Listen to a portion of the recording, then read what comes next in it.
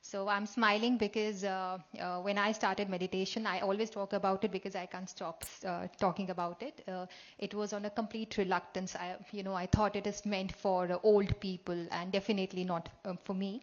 And journey from, it is for retired people to today when I'm taking meditation classes as a part of Project Inner Edge that we just spoke about.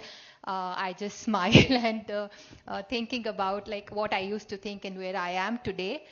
Through this project Inner Edge, we have reached around more than 75,000 youth, young professionals, aspiring leaders, and conducted more than 916 sessions. So, yeah.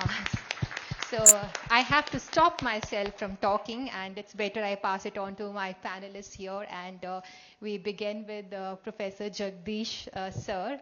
Sir has had a great experience in teaching profession, teaching to the top management schools of the country.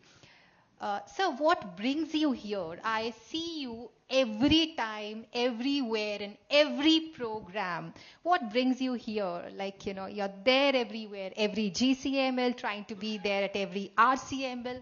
What drives that energy, sir? First of all, what brought me here is because you called me. I was just talking to somebody outside and saying, I'm not just an advocate of meditation, but I've become an evangelist of meditation. I hope you understand what that meant. It's a very long story that I've been through. I don't want to discuss it here now, because of which I have been greatly benefited by meditation. And I believed, ultimately, I've seen, like you said, several young people, also old people, and discovered it's the mind that gives you all the power. In fact, if you give me a moment to say, I use the word youth empowerment or empower. So, what is empowerment? What is youth? And why empowerment of youth? The point is just this. I start with the second one, and it's already been discussed, youth, the kind of responsibilities they seem to have, because every speaker, particularly older people like me, when we address young, I say, the future of the world is in your hands. Poor guys. Putting them a lot of responsibility. So what do we mean by saying future in the world is in your hands? In what way have we told? What does it mean? And how are they supposed to handle that future?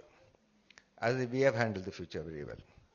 Because the whole kind of, the paradigm the youngsters have come through is very different from the paradigm that we have been through, and from the middle. I'm much, much older. Many of your parents were not born when I graduated. So what are these? For my classmates, graduated, for whom I conduct meditation sessions 4 days a week, 4 sessions a week. So not only youth, I'm trying to inspire my own classmates. Thank you. Thank you so much, sir. That was a very powerful point. We always talk about, your future is in your hands to the youth, but how do we enable that? So meditation serves as a conduit, empowering them to take that step forward. Thank you so much, sir.